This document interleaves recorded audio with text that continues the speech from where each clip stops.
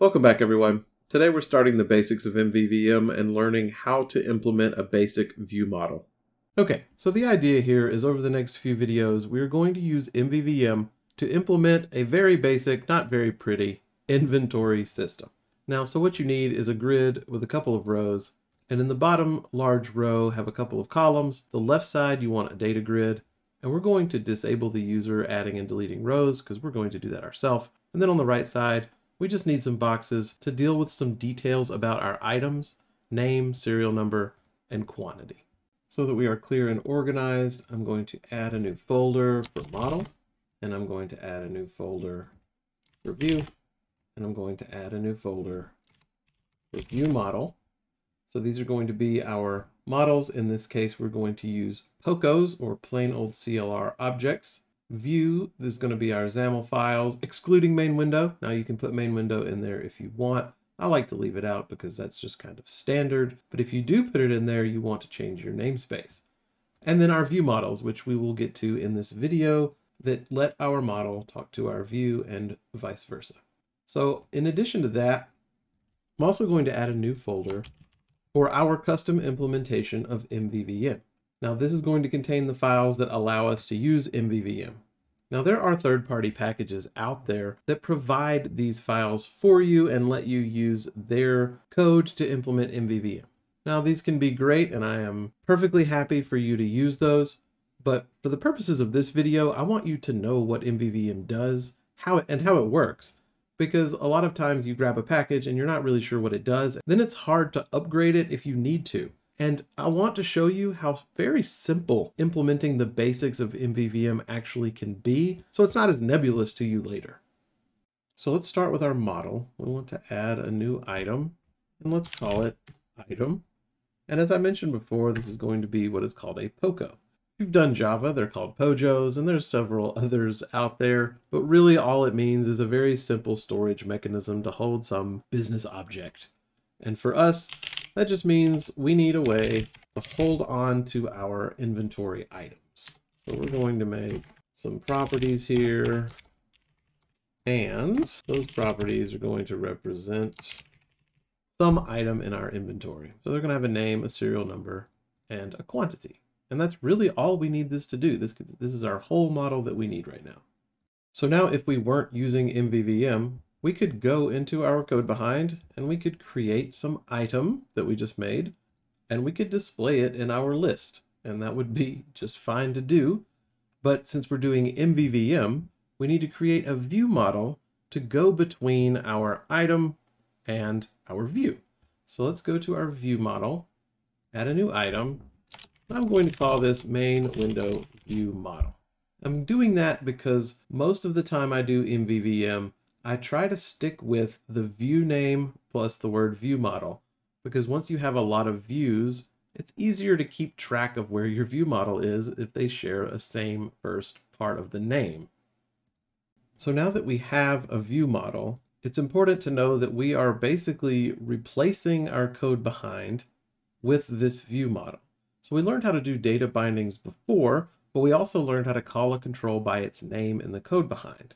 Well, we're not going to be calling those controls anymore. We're going to stick to pure data bindings as best as we can, and we're going to do that in our view model.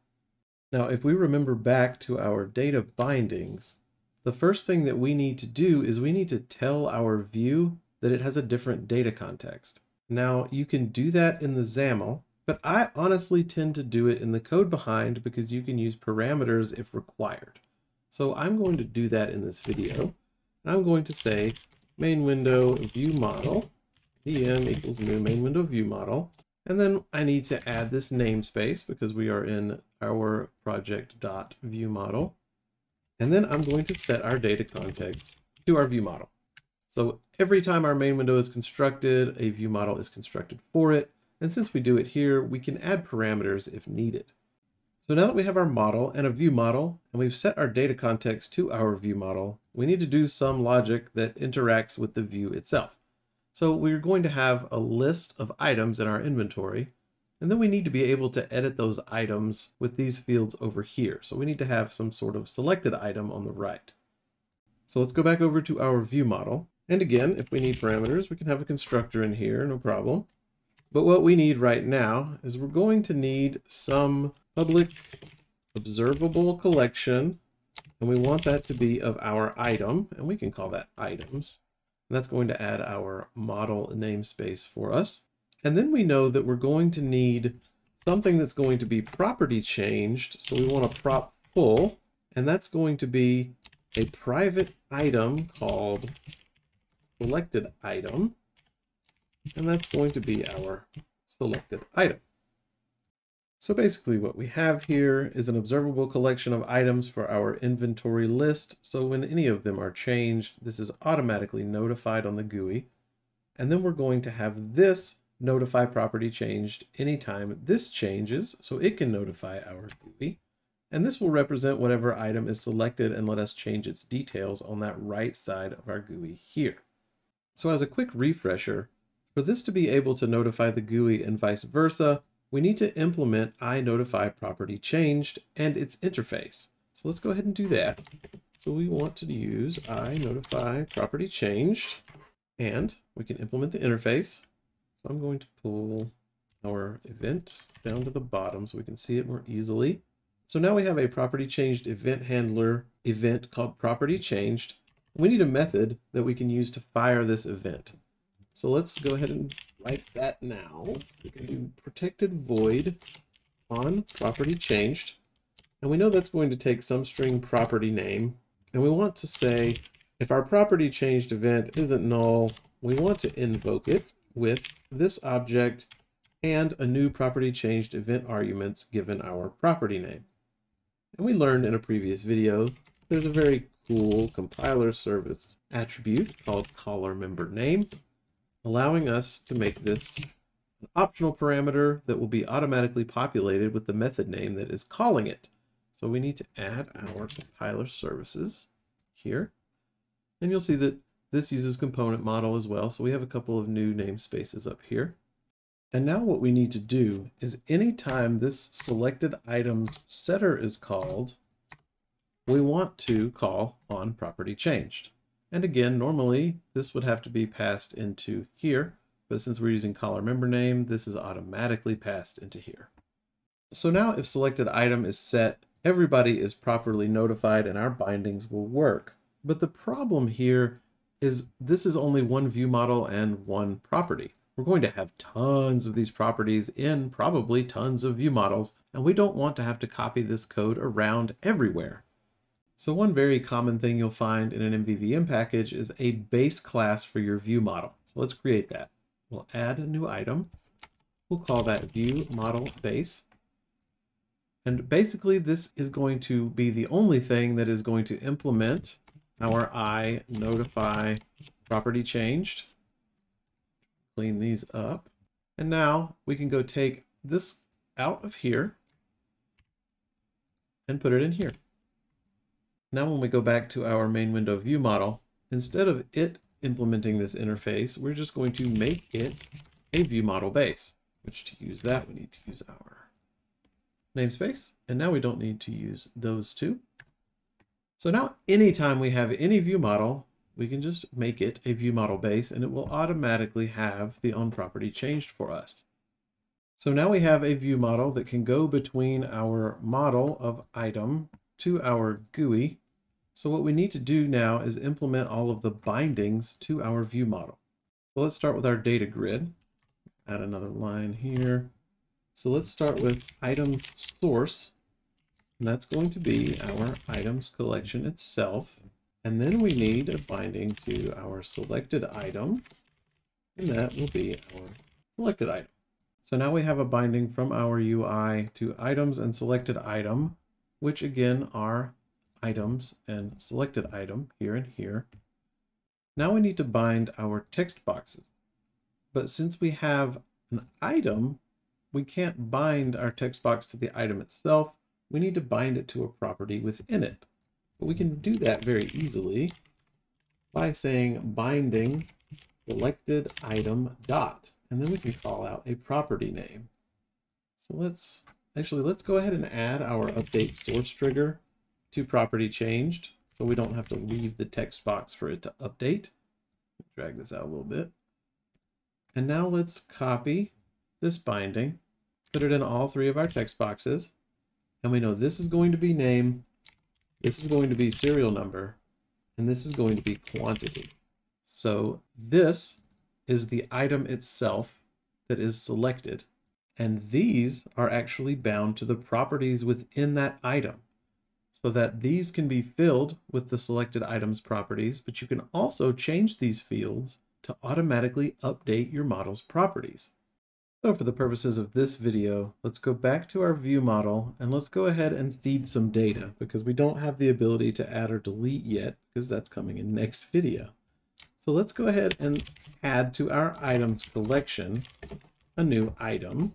And in this item, we just need to give it some properties. So we'll say maybe product 1, and the serial number can be 001. And then we'll say we have a quantity of 5.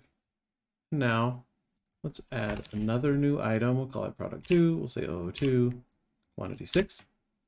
And of course, we need to instantiate our collection so we do not crash. And now, when we run, our items observable collection has automatically been displayed through our binding. And if we select one of our items, its properties will be displayed over here. And if we change, it will change our properties. And if we go in here and change this, you can see it's automatically being changed. And we know that all of our bindings are working.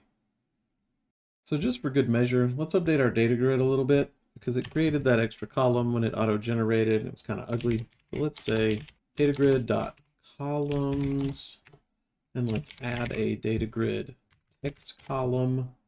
We want that header to be name. We want that binding to be a name, which is going to be the name property from our item in our collection. So our item source is items. Every item in items has a property name. So that's how these bindings work within the data grid itself. You don't actually have to say item.name. You can call out the property itself. So now let's add a width of, say, 4, and we'll close our tag. We need a closing here. So let's copy and paste this a couple of times. We're going to have a serial number. We're going to have a quantity that is going to be serial number, and then quantity. And now these widths, I meant to put a star, so we want 4 star, 4 star, and then since quantity should be a smaller number, we'll make it 2 star. So now we have defined what our columns should look like. We can go in here and tell it not to auto-generate our columns. And you can see over here, it actually shows up now as our custom columns. So when we run, it's a bit cleaner over here, just for good measure. Okay, so now all of our bindings are working, and we have successfully implemented a major part of MVVM. Now to look back on what we actually did, we took the code behind out of the equation, except for deciding what our data context is going to be. So now anytime we create a view, we'll create a view model for it, and we'll set its data context. Then that view model can handle all of the interaction between the view and the model itself. And because we do that, anybody creating this code here just needs to know what the names of the bindings are. They don't actually need to have the code itself. And then the person writing this code here doesn't have to have access to the GUI controls themselves. They just need to make these that can be bound to. So all of the code can be written independently and tested independently. And now to continue following the pattern, all we'd have to do is continue making views, view models, and models. So if, say, we wanted to add some sort of user management to our inventory, we could just add a user's view, a user's view model, a user model, and basically follow exactly the same thing that we did here, except somewhere we need to open up our view and set its data context. And we could just keep adding features that way, following the pattern and keeping everything nice, separated, and modular.